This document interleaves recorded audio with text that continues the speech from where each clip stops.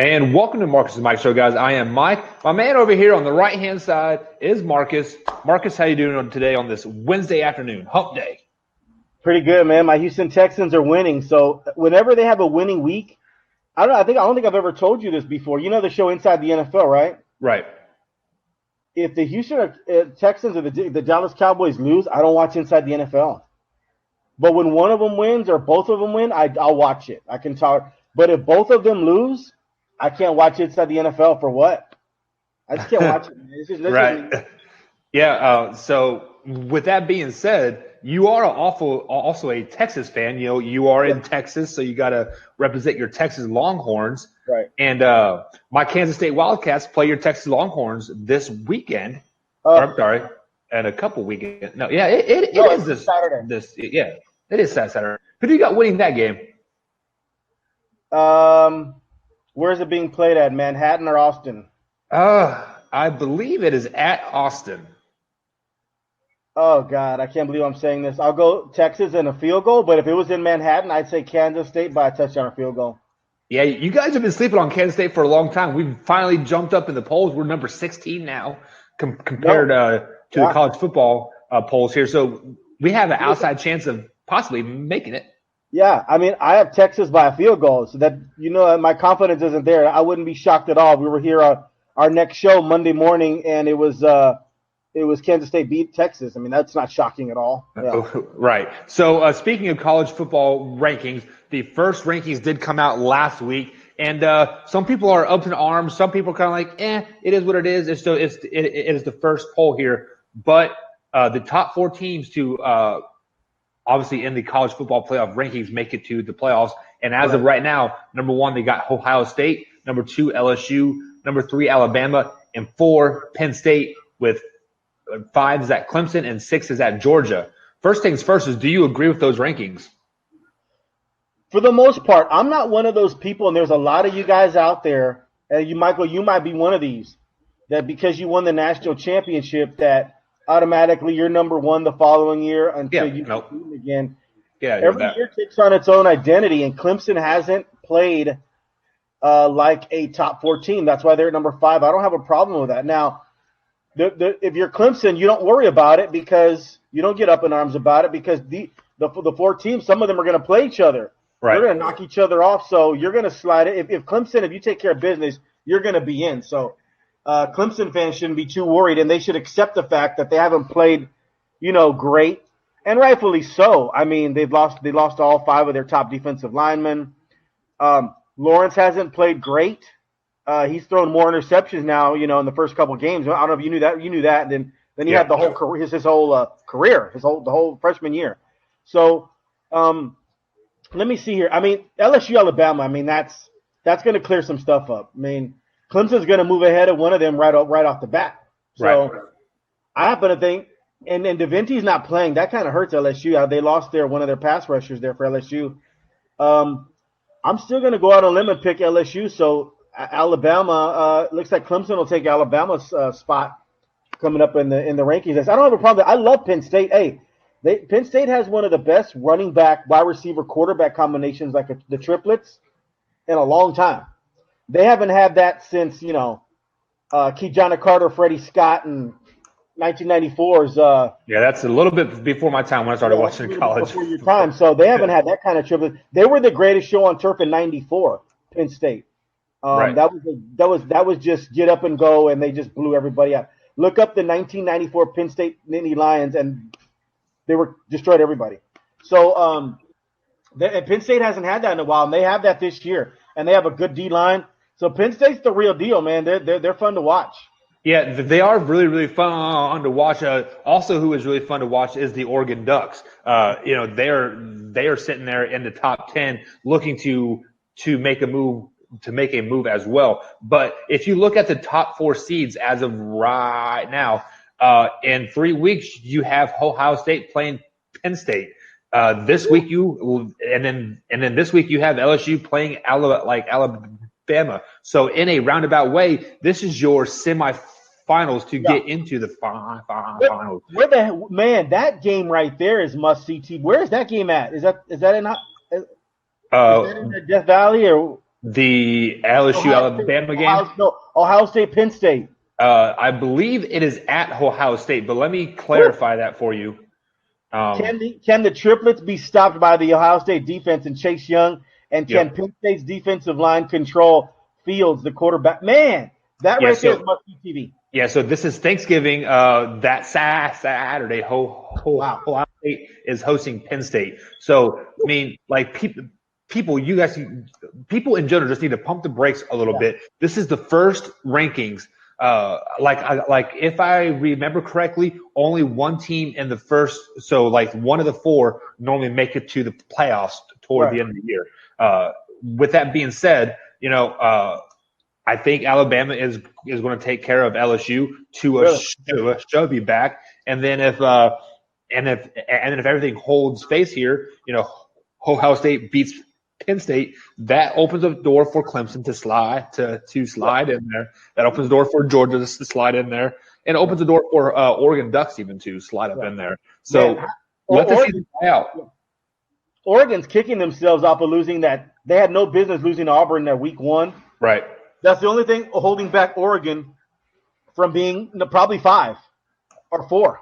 Yeah. Like if you think about it, I mean, the Oregon Ducks don't play a real hard schedule by like any means, but they are a pretty solid team, and basically they just got to hold face for the rest of the year because like they don't play any ranked teams to finish out the year, but they do have the Pac-12 championship, which I'm not for sure who they would even possibly play in that Pac-12 championship game. I don't follow Pac-12 whatsoever, but the Oregon Ducks are a pretty solid team. Like if they just win and they win the the Pac-12 championship, they might slide into that college football playoff because of the fact though that you have Alabama playing LSU, Penn State playing Ohio State, Clemson just kind of.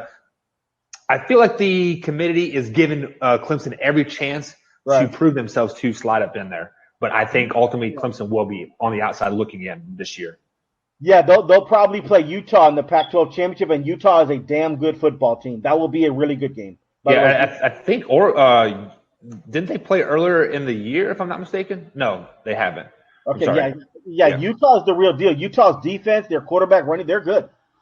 Yeah, so out of those kind of like those 7 teams that we were talking about, like you have Ohio State, Penn State, Alabama, LSU, Oregon, Georgia, Clemson. Out of those 7 teams, who do you think is going to be the 4 that make it to the playoffs? Out of who now, Michael? Go ahead again. Out of Ohio State, Penn State, Alabama, LSU, Clemson, Oregon, or Georgia. Man, Ohio State, I think, will beat Penn State because it's at Ohio State there and whatever. Although I'm rooting for Penn State, I'm kind of sick of Ohio State. I'm rooting for Penn State. I mean, I think Clemson's going to get back in there because just by default, I mean they're gonna get back in there. I think they'll be just fine. So yeah, looking at Clemson, Ohio State, the winner of LSU, Alabama, and it's not going to be a Big 12 team. Maybe Oregon does sneak back in there. That's possible. Oregon could come out of nowhere. I wonder what is Oregon right now. I believe they're 7th or 6th or 7th, just depending on what poll you take a look at. Yeah, Georgia and Oregon still have a chance if they run the table and win their conference to get in there. We'll see what happens. Yeah, I could see in a theory where 3 SEC teams make it again, and like Clemson slides in there because let's say Penn State beats Ohio State. I don't think Penn State can beat a Wisconsin or a Minnesota team in the Big Ten championship game. Minnesota looks pretty darn good. And then so, by process of elimination, that kind of takes out all of the Big Ten competition. And let's say LSU beats Alabama, it's a close 3-point game. Georgia beats LSU in the SEC championship game. You could easily see all 3 of those teams in there again with I don't know. It'd probably be Clemson slides up just like in there. So most people think there's an SEC bias for the college football playoff. And this year, I think we will see if that's true or not, if there is an SEC bias. I hope not. Listen, I'm not an SEC hater or anything like that. I don't want 3 teams for one conference in there. Two, okay, I get it. All right. Now, look, you're trying to get the best 4 teams. So I'm not one of those that if there are 3 SEC teams and I'm looking at it and everybody knocked each other off and they're the 4 best teams, I guess so be it. I'll have to live with it. But that's not what I want. I want to see a little more diversity and conferences in there. So let's say there is no diversity because last year 3 SEC teams made it, right? If I'm not mistaken, it was Alabama, LSU, Georgia, Clemson. Let's say this happens again this year. Is it time to tweak the playoffs a little bit, make it an 8-team playoff, a 6-team playoff, make it so where the conference championship games are a de facto semifinal game to get into the playoffs? Like, how do you fix this? I've always wanted a 6 or 8. So yeah, I'd want to. I don't, even if it wasn't 3 SEC teams, I've always wanted a 6 or 8 playoff. I know the 9 team will complain, because 8 Right. get in there, but so what? There will always be complainers. Like, there's always 65 teams. Oh, the 66 team is complaining. Now it's 68. Now it's 69. Like, there's always going to be people saying, what if? Right. So yeah, I would tweak it somehow. That would be, yeah. I'd go ahead and do 8 or 6. You might could convince me on 6. And you give the 2 teams that maybe like are undefeated a bye week. Right. Possible. I mean, but no, I mean, I don't know how fair that would be for the college kids. Maybe just make it 8 and everybody play. Well, like, you have to reward the regular season somehow. Right. So if you go undefeated, definitely earn that week off, heal your body. So you will get people saying, oh, these kids can't play 14, 15 games in a year. If that's the case, take off one of these easy non-conference games, Alabama versus Crittendale, knock that game out, Yeah. and then boom, you have your answer. I got you. So moving forward here from the college ranks to the NFL ranks, we won't be doing a show tomorrow or Friday. So we're going to go ahead and pick the scores here real quick, Marcus. We're going to quickly go through the games, give a short little explanation of why you think who is going to win. Okay. So we have the Thursday night game here. We have LA Chargers 4-5 take on the 4-4 Raiders. Who do you got? I'll take the Raiders at home. But Chargers are coming on. Wouldn't shock me either way which way this game goes. Yeah, I'm taking the Chargers because they're really not a road team because they don't have a home anymore. Let's be honest. Moving on to the Sunday here, we have 3-4-1 Detroit Lions traveling to Chicago, Illinois to take on 3-5 Bears. Who do you got? I'll take the Bears at home. I'm taking the Lions. I think the Bears have a fork in them. Mitchell Trubisky will probably be pulled by halftime. Next game, you have 6-2. Yeah, 6-2 Baltimore Ravens take on the 0-8 Cincinnati Bengals. Who do you got? Let's see here. Baltimore. Yeah, you're taking Baltimore. I'm taking Cincinnati. They're coming off a bye week. They have a rookie. They have a rookie quarterback starting, and there's a thing called a hangover. Once you pick a big team, you have a hangover looking over the Cincinnati Bengals. Yeah. Bengals snub them. I wish you were right. I will be doing backflips because that means that the Chiefs and the Texans it knocks Ravens down big time. Right. The next game up, we have the 6-2 Buffalo Bills take on the 2-6 Cleveland Browns. Cleveland Browns are 0-3 at home this year. Who do you got? I'll take Cleveland. I'm taking Cleveland as hell. I'm thinking Hunt for the Browns are going to make an impact this week. His first week back. 6-3 Kansas City Chiefs take on the 4-5 Tennessee Titans. Who do you got? I'm taking the Titans at home, and Mahomes will play. See, I'm taking the Kansas City Chiefs on the road, and I think Mahomes won't play. It's smart for the Chiefs to let him sit one more week into the bye week. Next up, you have the 1-7 Atlanta Falcons take on the 7-1 New Orleans Saints. Who do you got? New Orleans. Easy pick there. Breeze goes off. Next up, you have the 2-7 New York Football Giants take on the 1-7 New York Jets. Wow. Who do you got? I'll take the Jets. I'm taking the other home team, the Giants. I think Daniel Jones is going to have a pretty good game, put the Jets in their place. Next up, you have the 3-5-1 Arizona Cardinals take on the 2-6 Buccaneers. Who do you got? Buccaneers. I do. I have to concur. I think Winston is coming on strong, and he's going to have a pretty good game. Now for the nightcaps, you have the 1-7 Miami Dolphins taking the 5-3 Indianapolis Colts. Who do you got? Colts, unfortunately. Yeah, I'm taking the Colts as well, with or without Jacoby Brissett. Next up, 5-3 Carolina Panthers taking on the 7-2 Green Bay Packers. Who do you got? Wow, that's a good one. That's a Packers great are game. winning, man. I'll take the Packers. They lost last week. They're probably pretty upset. Yeah, they are pretty upset, but the Carolina Panthers have a running game that can't be stopped, and the Packers suck at stopping the run. Give me the Carolina Panthers. Next up, 5-3 LA Rams taking on the 4-4 Pittsburgh Steelers. Who do you got? This is a good one. It's at Heinz Field. It's in Pittsburgh. Yes. I'll take Pittsburgh. I'm taking Pittsburgh as well. I think their quarterback, Kyle Rudolph, is starting to come into his own. And ever since the Steelers picked up Fitzpatrick, they've been doing really, really well on the defensive side of the ball. Then we have the nightcap, Sunday Night Football, 8:20 p.m. Eastern Time. Minnesota Vikings, 6-3, taking on your 5-3 Dallas Cowboys. Who do you got? This is awesome. I mean, these are two evenly matched teams. I'll take the home team, which is the Cowboys. And, man, those defensive ends, Hunter and Everson Griffin and Daniel Hunter for Minnesota. I'll tell you what, man, La'el Collins and Tyron Smith better be ready because those boys, they're coming. And Anthony Barr, too, off that edge. Let's hope Kirk Cousins, he throws some mistakes at us. So, yeah, instead of throwing his team open, he'll throw some interceptions. I think Adam Thielen may not play again. That'll help Dallas a little bit, but right, hamstring. So yeah, I'll take the boys in a nice little 30-27. How about them Cowboys? I'm taking those Cowboys too.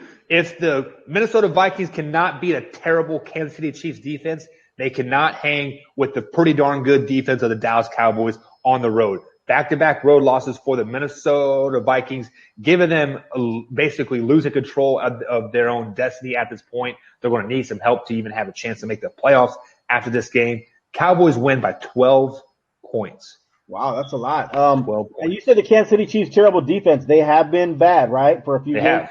But they're starting to come on. Yeah, I saw some stuff that I really, really liked. And Chris Jones back. Man, Chris Jones, they showed a play on ESPN. He moved the center 5 yards that way back into the quarterback's lap. Yeah. I mean, Chris Jones is a man, dude. Those are the best type of sacks where you can literally push your guy back into the quarterback and you never touch the quarterback. Those are the best types of sacks. Man, no. I mean, agree. The Honey Badger, these guys, man, they're coming on, man. I with Mahomes, and we've talked about this, all they have to do is be 16th or 17th best in the league. They don't have to be number one. They don't have to be top 10. So let me speak on the Kansas City Chiefs defense a little bit because I am a huge Kansas City Chiefs fan, obviously. And the reason why we're playing better now is because our defense is getting healthy. We have Hitchens in the lineup full. We have Ragsdale in there. Chris Jones is back off of his neck injury. But the key is they're starting to blitz. So a wise man once told me is if you cannot beat them, blitz them. They cannot block 7 guys every play, which that's what the Kansas City Chiefs are doing. They're bringing 6 to 7 guys damn near every play, manning up on the outside, daring you to beat them deep.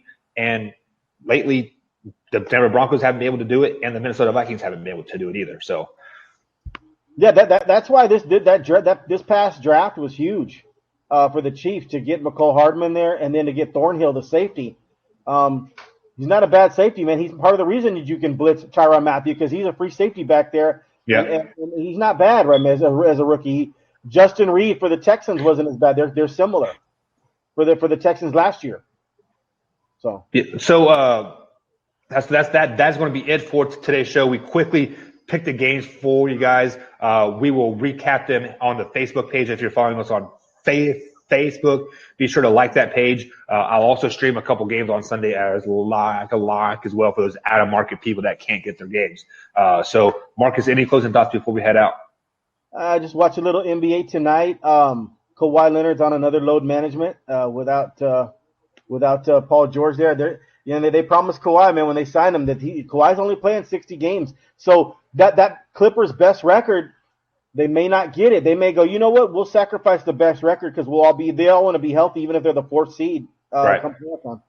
even then, if they were to even get a top seed and they played LA Lakers, it's not going to be a home game for them anyway. So it is what it is.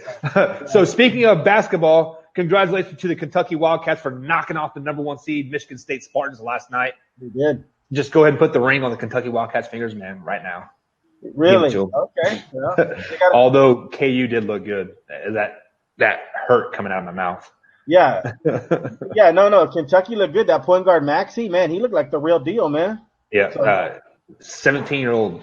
How crazy is that? Yeah. But, guys, that's going to be it for today. Join us on Monday as we're going to break down the Monday night game. Who is the Monday night game?